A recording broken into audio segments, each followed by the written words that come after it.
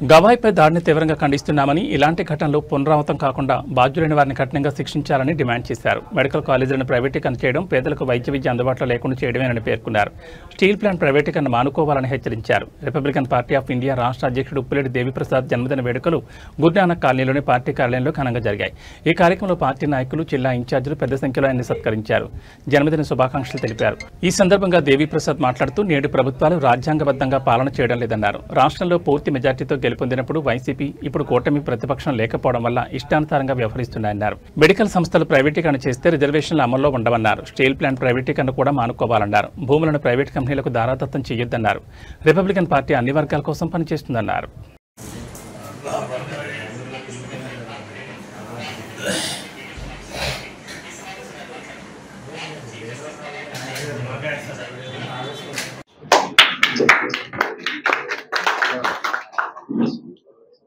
చాలా వేస్తాను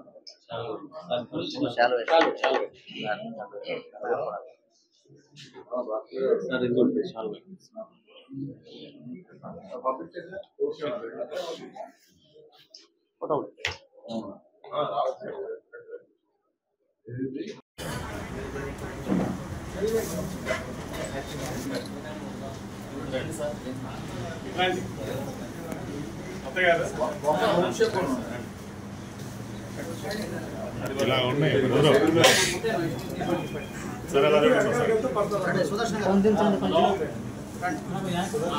మీరు వెనక్కి తిరగండి, బెదరు సార్. ఇటు చూడండి, ఇటు చేయి, దాంట్లో కొంచెం బైక్ లేపండి సార్.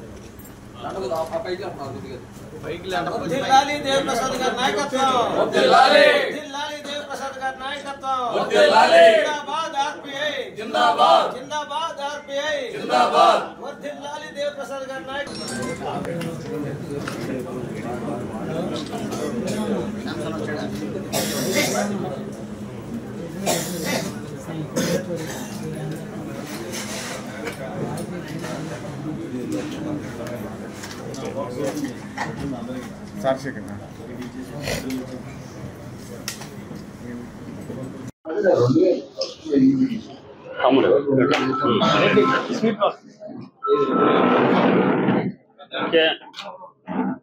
కిషోర్ ఫోటో దండే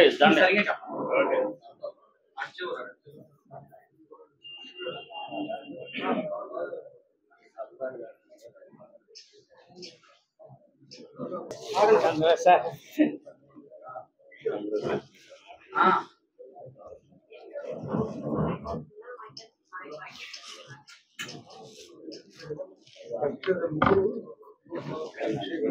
రాము గారు మీరు కొట్టారు.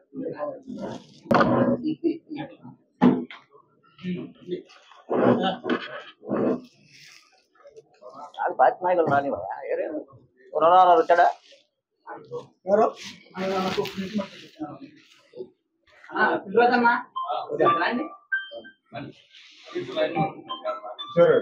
సందర్భంగా ప్రెస్ మీట్ నిర్వహిస్తున్నాము. ఈ సందర్భంగా ఆదరణీయులు గౌరవ ఉప్పిరెడ్డి దేవిప్రసాద్ గారిని మాట్లాడవలసిందిగా విజ్ఞప్తి చేస్తున్నాను. మైక్ మాట్లాడచ్చా? జై భీమ్, జై భీమ్, జై భీమ్, జై భీమ్, జై భీమ్, జై సంవిధాన్, జై సంవిధాన్, జై సంవిధాన్, జై సంవిధాన్, జై సంవిధాన్, జై సంవిధాన్, జై భారత్, జై భారత్, జై భారత్, జై భారత్, జై భారత్, జై భారత్. ఈరోజు గాడ్ అనే విషయం లేదు చట్టాలు ఎక్కడ, రాజ్యాంగంలో కూడా ఎక్కడా లేదు. కాకపోతే మీ మత స్వేచ్ఛ ఉంది అంతవరకే.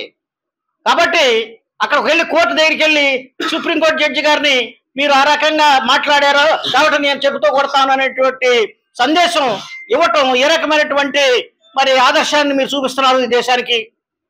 కాబట్టి ప్రతిపక్షాలని లేదంటే అధికార పక్షంలో ఉన్నటువంటి అధికారుల్ని, సుప్రీంకోర్టు జడ్జిల్ని కూడా మీరు, ప్రధాన న్యాయమూర్తిని కూడా మీరు గౌరవించినప్పుడు ఏ రకమైనటువంటి పరిపాలన సాగుతుంది ఈ దేశంలో అనేటువంటిది మేము ప్రశ్నిస్తున్నాం రిపబ్లికన్ పార్టీ ఆఫ్ ఇండియా తరఫున.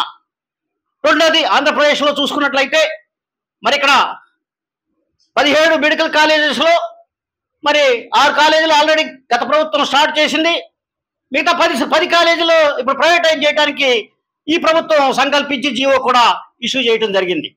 మరి ప్రైవేటైజ్ చేయాల్సిన అవసరం ఏముంది? అది యాక్చువల్గా అది పబ్లిక్ సెక్టర్లో కానీ జాయింట్ వెంచర్లో చేయమని చెప్పడం జరిగింది అంతకుముందు అది స్టార్ట్ చేశారు. అది కేంద్ర ప్రభుత్వం ఇచ్చినటువంటి కాలేజీలు. వాటి మీద మీ అధికారం ఏముంటుంది? వాటిని మీరు ప్రైవేటైజ్ చేసినటువంటి అవసరం ఏమొచ్చింది? కాబట్టి ప్రైవేటైజేషన్ చేయటం వల్ల మాకు అనేక నష్టాలు జరుగుతాయి. ఇక్కడ సమాజంలో ఎగబడిన కులాలు ఉన్నాయి, ఓబీసీలు ఉన్నారు, బీసీలు ఉన్నారు, ఎస్సీలు ఉన్నారు, ఎస్టీలు ఉన్నారు, మైనారిటీలు ఉన్నారు, మరి అలాగే ఈడబ్ల్యూఎస్ కూడా ఉన్నారు. వీళ్ళందరికీ రిజర్వేషన్లు ఉన్నాయి. ఈ రిజర్వేషన్లు అమలు చేయాలంటే అది ప్రైవేట్ అయితే అమలు కావు. ప్రైవేట్ అయితే ఏమవుతుంది? మేనేజ్మెంట్ కోటా, ఎన్ఆర్ఐ కోటా, వీటి కింద పేమెంట్ సీట్ల కింద మీరు మొత్తం సీట్లు అమ్మేసుకుంటే రిజర్వేషన్కి ఎక్కడ అమలు అవుతుంది? కాబట్టి మీరు ప్రైవేటైజ్ చేస్తూ ఈ యొక్క పేద విద్యార్థుల యొక్క మరి వాళ్ళ యొక్క భవిష్యత్తు మీద మీరు దెబ్బ కొట్టాలని చూస్తున్నారు అనేటువంటి స్పష్టంగా కనపడుతుంది. దీన్ని మేము మొన్న కూడా ధర్నా చౌక్లో మరి ధర్నా చేసినప్పుడు మా పార్టీ కూడా పార్టిసిపేట్ చేసి దాన్ని వ్యతిరేకించడం జరిగింది. కాబట్టి ప్రభుత్వానికి మేము ఒకటే చెప్తున్నాం, ప్రైవేటైజేషన్ ఆపండి. అలాగే విశాఖకు వస్తున్నారు, దాన్ని కూడా ఆపండి. ఇవన్నీ కూడా అందులో ఉద్యోగస్తుల సమస్యలు ఉన్నాయి. మీరు ప్రైవేటైజ్ చేస్తే వాళ్ళంతా కూడా తొలగించబడతారు. తొలగించినప్పుడు వాళ్ళకి సరైనటువంటి కాంపెన్సేషన్ ఉండదు, పెన్షన్ ఉండదు, ఫ్యూచర్లో రిక్రూట్మెంట్లు ఉండవు. కానీ ఏ రకమైనటువంటి బెనిఫిట్స్ లేకుండా పోయేటువంటి ప్రమాదం ఉంది. కాబట్టి దీనికి డైరెక్ట్గా ఎఫెక్ట్ అయ్యేది ఎస్సీ, ఎస్టీ, బీసీ, మైనారిటీలే. కాబట్టి వాళ్ళ భవిష్యత్తును దృష్టిలో ఉంచుకొని ఈ ప్రైవేట్ చేయాల్సిన అవసరం లేదు. ఎందుకంటే దానికి లాభంలో ఉన్నది వైజాగ్ స్టీల్ ప్లాంట్ కంపెనీ. దాని లాభంలో ఉన్నదాన్ని ప్రైవేటైజ్ చేసి ఎవరికో కట్టబెడతారంటే ఎలాగండి? కాబట్టి మేము దాన్ని పూర్తిగా ఖండిస్తున్నాం. ఇవే కాదు, చాలా విషయాలు జరుగుతున్నాయి. మరి భూసేకరణ రెండో విడత చేస్తున్నారు అంటున్నారు ముఖ్యమంత్రి గారు. భూసేకరణ చేయాల్సిన అవసరం ఏముంది?